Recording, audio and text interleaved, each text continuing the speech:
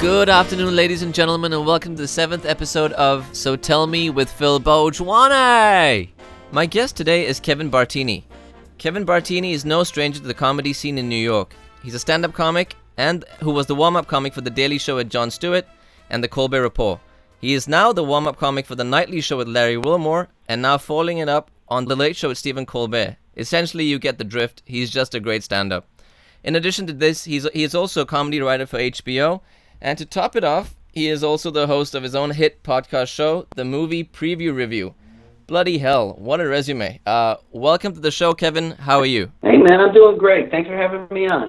Yeah, you're more than welcome. So that's a pretty impressive lineup you got there. Tell me, what's it like doing gigs for hosts of this caliber?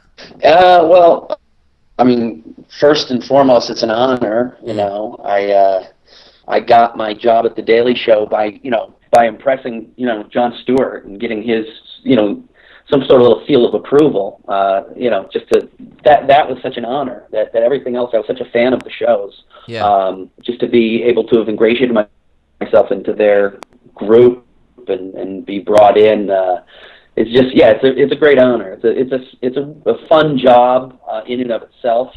But I'm always having these opportunities to be in contact and surrounded by some of the most impressive people in the world. On any day, it's really great. I love my job very much. Yeah, I'm sure. I mean, these are pretty much gigs that comedians dream of. I mean, essentially. So, good job on that. I hope you're enjoying yourself on these shows. How is it like at Colbert at the moment at the Late Show? Well, the Late Show, in all honesty, I'm only their substitute guy.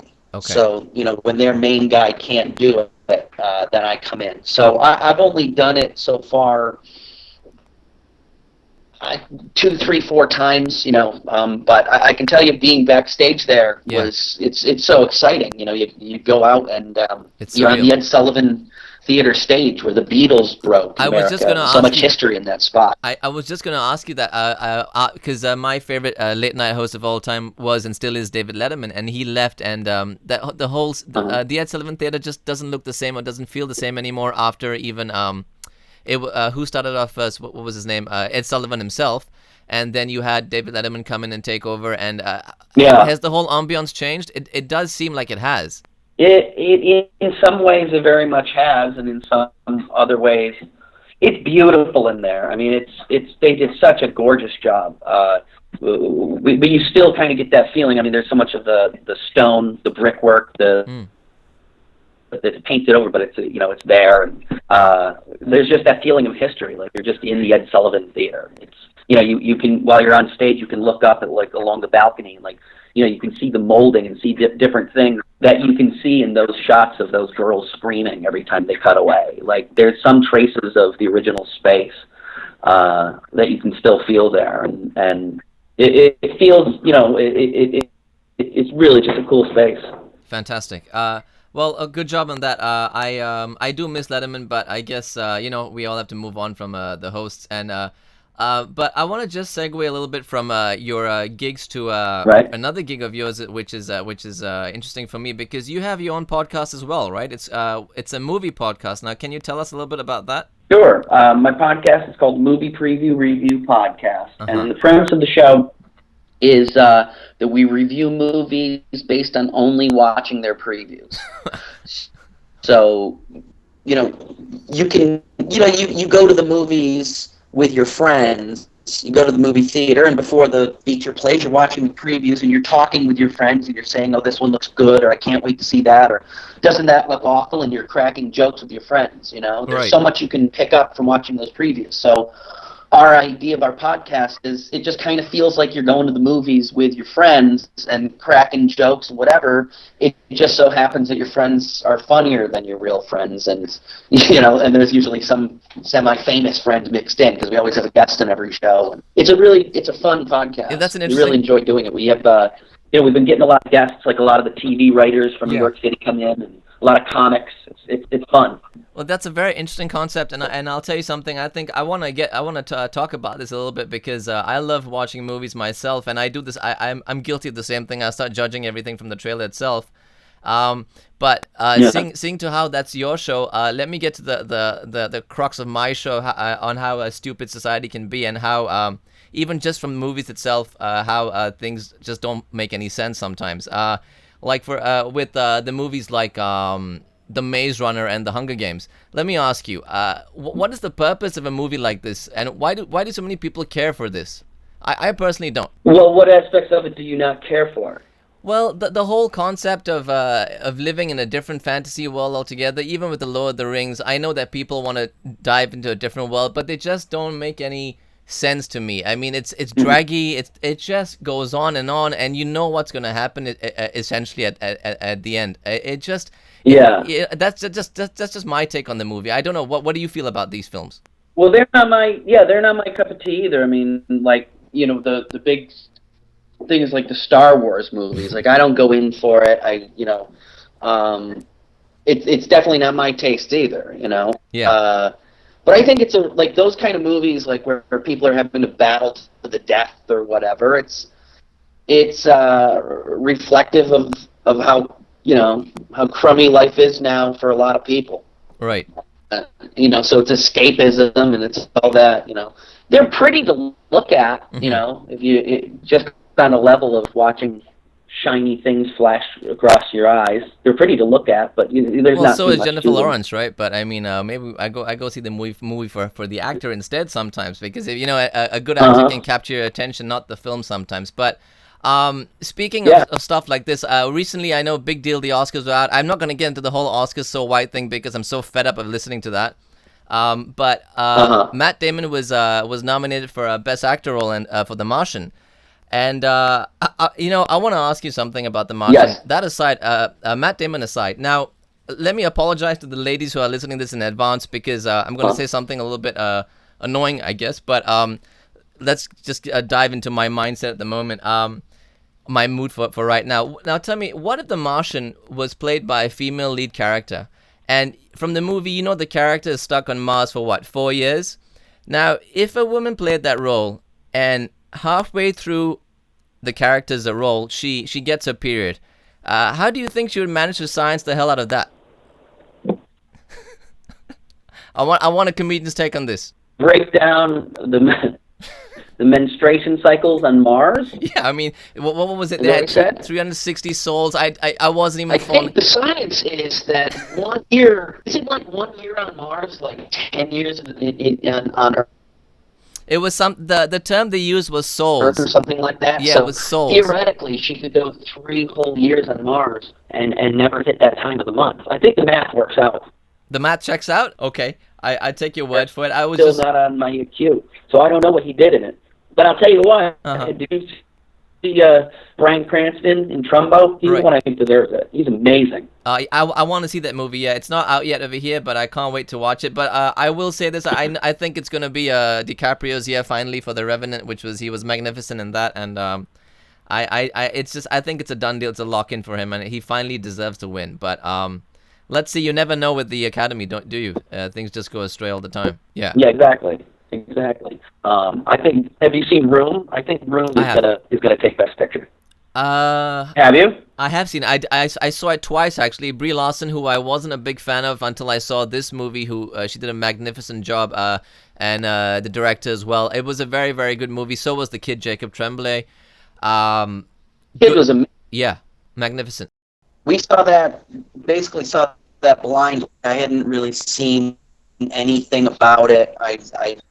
Every bit of it was a surprise. What a great movie. That was probably the best. That and Spotlight was pretty amazing too. Yeah, in a completely different way. I thought Spotlight was overrated. It was a good movie, but I don't know why it took away the SAG award for best the best cast in the motion picture. I think maybe The Revenant would have taken it, or maybe even Straight Outta Compton, but I guess not. Everything is just so weird this year with the nominations and whatnot, but then again, it's like that every other year. I really don't know.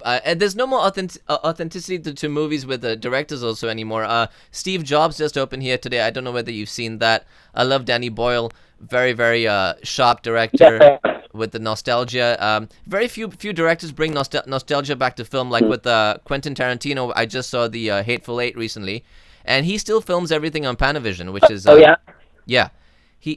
he still films everything on Panavision, which is That was it. Did you see the roadshow version? No, I haven't seen that one. Did they come to Australia, the roadshow version? No, I have seen it. Oh, I thought you said you'd seen it. I have seen it. Yes, I have. I'm sorry, I just can't hear very well with the. I don't know. Even the audio's pretty fucked up. Yeah, it is. I'm hearing myself echoed like 5 seconds later. It's gonna be tough to edit this one, but we're gonna go on. We'll do our best. Yeah, I know. Go on with the Hateful Eight. No, they released it here in like 30 cities in the U.S. on the original on film and on these huge, gigantic screens that the film was made for. There was only so many of those screens left, I guess, in the country. Yes, and it was It was just an amazing experience. I mean, like the theater sat like 700 people. It was just it had an intermission. It was really cool. He took it back. Well shot movie. He took it back old school to that point. Because I know in every film this is obviously his 8th film, and it says every single time when it opens shot in Panavision. And the moment the first scene opens, the very first scene, you can just see that even the color itself of the screen is back to old school, which is what I love. It just takes you into a different world. Mm-hmm. And Quentin Tarantino is one of maybe the very few directors who still does it like that. And that's what I love about his films, the nostalgia of it. He's a genius. He's an absolute. Yeah, absolutely. Even with absolute genius. With Kill Bill, my favorite of his 8 films, Kill Bill Volume 1. I thought that was his best one to date, actually. Yeah. What about you? Were you gonna go with me on that one? No. I gotta say, first of all, I'm a sentimental softie for Reservoir Dogs. I gotta put that, that at the top. I just fucking love that. I watched that, in the Pulp Fiction. Like, I'm a sucker for the early stuff. I love Inglourious Bastards was so much fun, and Django was so much fun. They were all fun. Yeah. I liked Kill Bill as well, but. Yeah, but everything is great. Yeah, absolutely. I mean, all his films are top notch, and he's a guy where I can say every movie he's made with 100%. It's like this. Those movies, every movie he's made, are the kind of movie if you were flipping channels on cable and you came across any one of his movies, you would stop and continue to watch for the rest of the movie. And what other director can you say that about everything that he's done? Absolutely. I mean, and even if you and you'd be in worse luck if you have to choose between all 8 playing at the same time on different channels, right? So you wouldn't know what to pick. Absolutely. But yeah, I loved it. I thought the Hateful Eight, was really, really good. And then Samuel L. Jackson should have been. Actually, I really thought he was snubbed actually for Django Unchained as the what was the role he played in the movie? For Best Supporting, he was snubbed. I really, really thought he deserved an Oscar for that. Oh my God, Django! I agree, absolutely.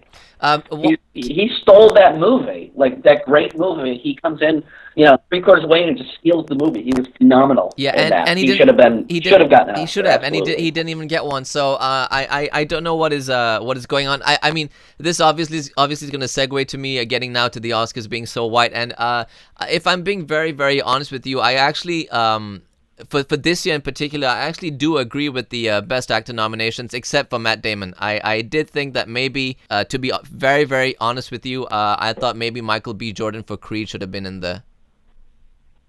Him or Jason Mitchell for Straight Outta Compton. Oh, yeah? Yeah.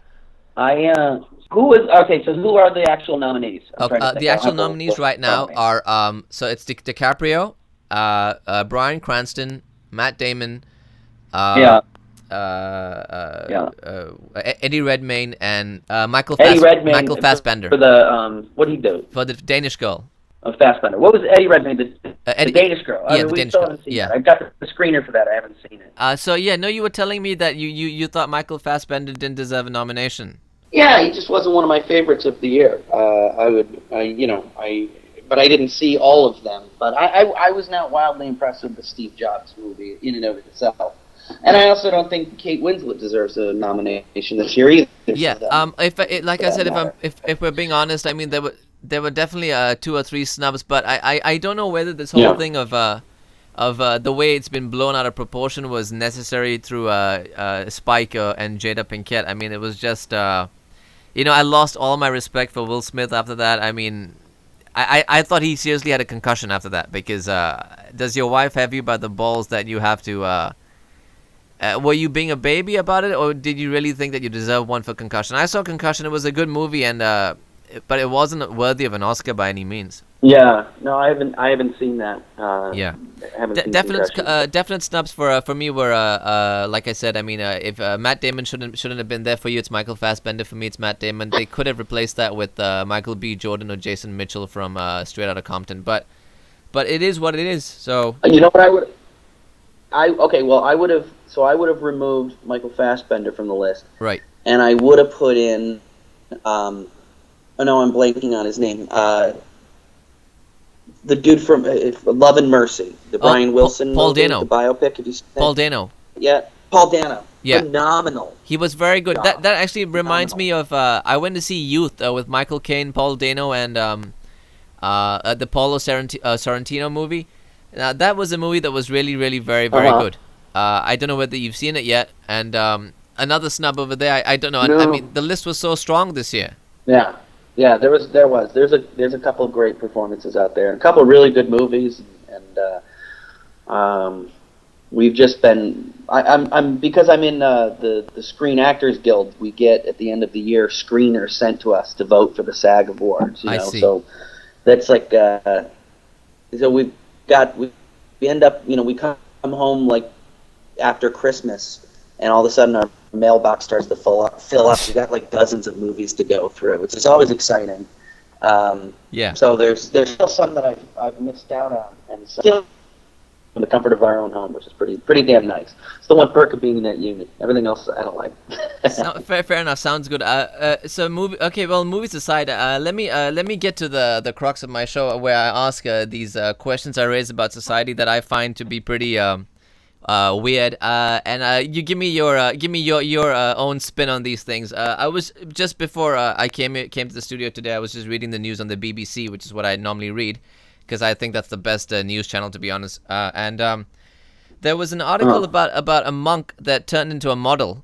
Now, any thoughts on this? I did not know what to think anymore at this point. It was I think it was a Thai girl or a guy no one knows, and might have been a transgender from a monk into a model. So where's society going with this?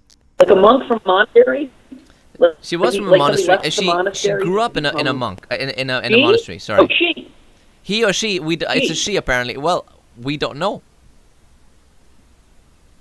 We don't know. I don't know. There are female monks, are they? Yeah, no, there are monks who are female. Yeah, but I honestly have never heard of a female monk. Well, now you might just have. This is Thailand we're talking about, my friend. And in Thailand, anything goes. Meanwhile, in America, Donald Trump's taking over the scenes over there. He thinks he's a monk, doesn't he? He doesn't just think he's a monk. He thinks he's the greatest monk. His robes are so much finer than all the other monks' robes.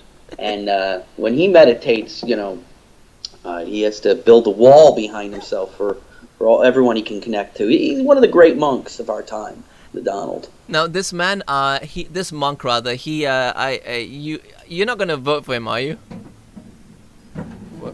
We've got the guitars for Donald Trump. No, yeah. No, I absolutely.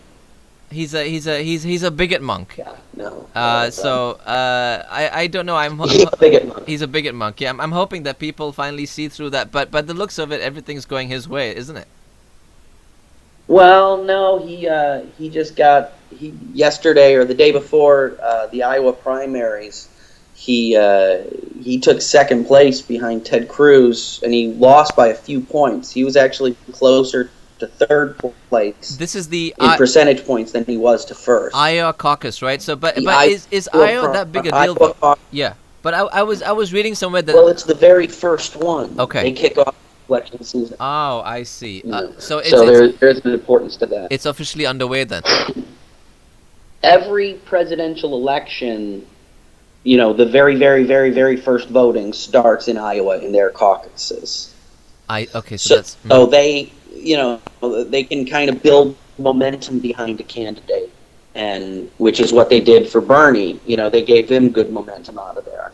And then it'll move on to other states. New Hampshire is next. We'll be holding theirs shortly, and then another grouping of states, and then from there, that's how the nomination was chosen. So basically, Iowa is where it starts off at, and now things are officially underway. They're officially underway, and so Donald Trump is so there are good signs that he's probably not gonna be as popular as people thought he might be. And with Bernie Sanders and Hillary Clinton, there was a very close call over there. I think by 0.3%, wasn't it? Clinton took the win, but it was phenomenal. Yeah. So what's going on with Sanders and Clinton? Okay, give me what's happening over there. Well, I mean, this is the David and Goliath story. She has been the presumptive nominee for the last 8 years. Okay. It was just kind of preordained by the DNC. That it was Hillary's time. And of course Bernie's an independent, and Bernie has built up a groundswell of support here. He's setting all these records for the most small money contributions, and he's bringing out these record numbers in attendance, and he's doing these events. It's very reminiscent of how Obama 8 years prior. Yes. So he's the exciting candidate. He's the populist candidate. He's authentic, and he's resonating with. And he officially got an L on Tuesday, but 6 precincts swayed whether they would go for Bernie or for Hillary literally on a flip of a coin, and all 6 went to Hillary. A flip of a coin. Why is ridiculous that? Why is that? So that is ridiculous. Yeah. It was just it was a rule that they put in, the flip of the coin, because in those 6 districts before that, it was the winner was decided on a cockfight. Okay. I tell you something. I'm amongst all your candidates that you have this year, I would have to go with Bernie Sanders by a mile.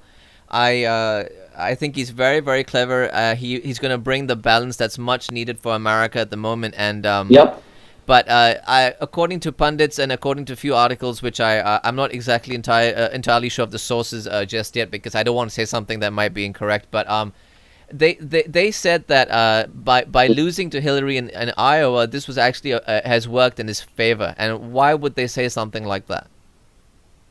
Well, they would say that because he, a couple of months back, she had this insurmountable lead that he's been charging. Like I said, one thing about the first primary is that it sets momentum, and so the story going out of there was Bernie's momentum, and he's been doing this, this grassroots campaign, and this totally different mode of campaign than we're used to, and how well it's working. So, she should have, at one point that, beaten him by 20 points, and instead it's the smallest margin in history. It's a third of a point. It's ridiculous. It is. It's a very close call. This is.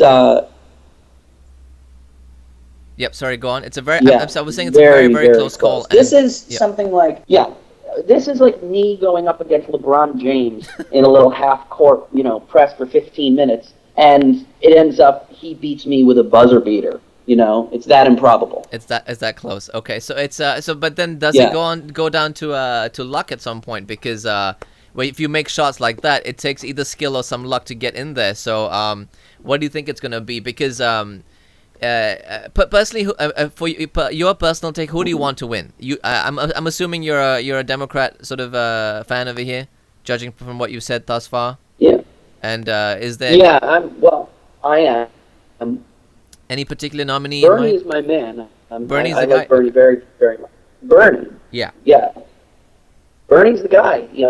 It's. I'm seeing the way I'm seeing good things. The way his whole trajectory is playing now. I think you're going to see many parallels to that exciting rise of Obama 8 years ago, and he's going to be. I'm hoping he gets the nomination. I don't dislike Hillary. If it comes down to it, and she's the Democratic nominee, no matter who's on the Republican side, I'll hold my nose and vote for her. Right. She I don't dislike her, but I really love Bernie. I'm really hoping. Okay, so let's say that it comes down. Eventually, it comes down to. I think it might be. Let's say, for example, Ted Cruz versus Hillary Clinton, or Bernie Sanders versus Donald Trump, which is the likely scenario I want to see, because I want to just see Bernie Sanders, tackle Trump and just kill him at the game of politics. Because when Donald Trump talks, there's everything is incoherent. There is no sense to anything he says. Mm-hmm. It is complete and utter rubbish. So eventually, do you think that Donald Trump can be made a fool of through Bernie Sanders, which is what I'm hoping for? Well, on paper, yes, he absolutely can be. The thing is, you have Bernie Sanders versus a corporate-controlled narrative. Yes. And when it's just the two of them, you don't know how the story's going to play out. But, I mean, the thing with Trump, and why I've never really... Okay, Trump is playing to the extreme right wing of the Republican Party, right? The extreme wing, who were the last, they're basically like 25% of the country, That's because right. if you look at like what were George Bush's approval ratings as he left office, was like 25%. It was those steadfast idiots. Yes. They're the gun nuts. They're the Bible thumpers.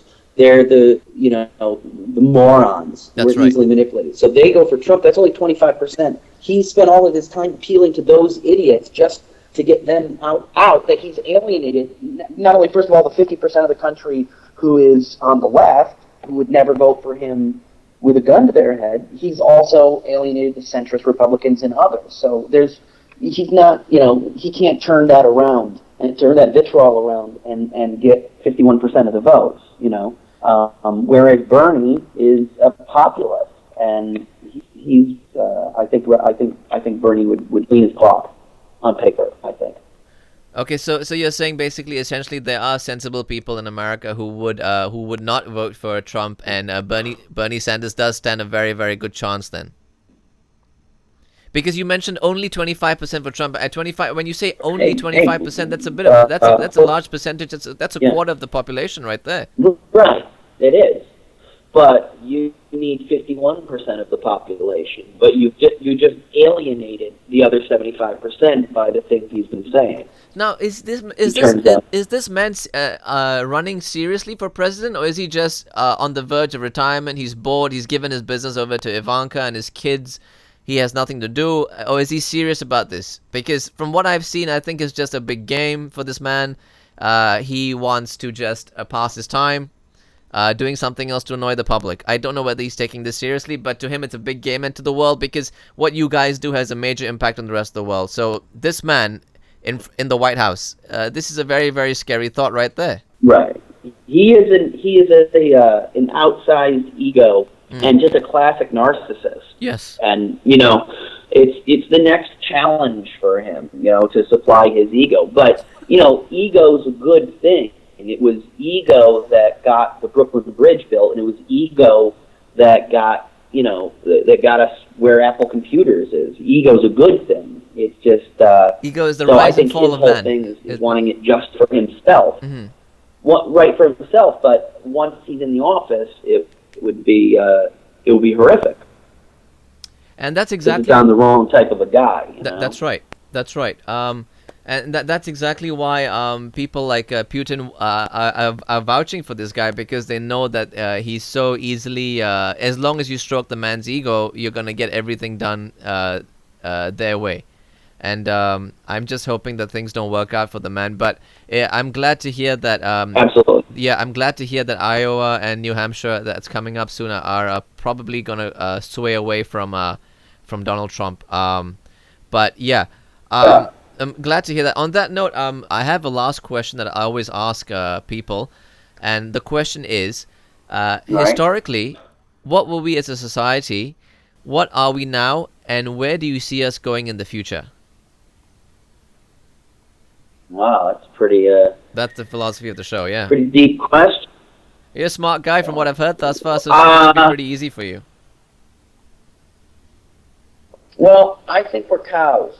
I think we're a herd, the general populace, and I think that there is a a 1 percentile that kind of sees that we get our slop and sees that we keep happy and we keep producing and keep moving on, and as the cows start to want a little bit more, well, there's no reason to give it to them, and you just distract them with Kardashians and ridiculousness. But cows are a stupid animal. You think they look down on us.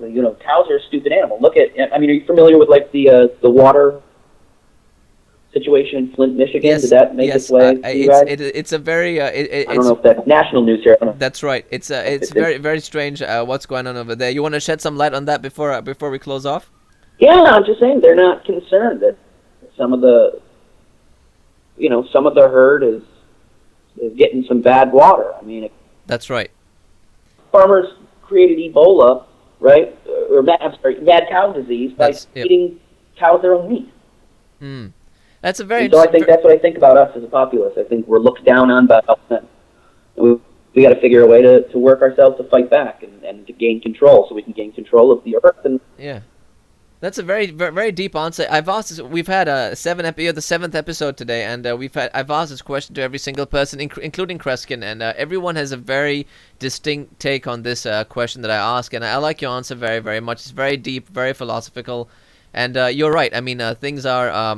We do look down on each other, and your analogy of the cow, it would be appropriate. So, but on that note, Kevin, I'm sorry. I have to close out the show. I do thank you for coming on. So it's my pleasure. And let's stay in touch, and let's chat soon again, please. Yeah, man. Anytime. This is cool. It'd be my pleasure. So thank you for having me on. Thank you, Kevin. On that note, thank you, and I'll catch up soon. Right. Cheers, buddy. Thank you so much. Take it easy. All right. All right. Peace out, society, or try to be that way at least. Cheers.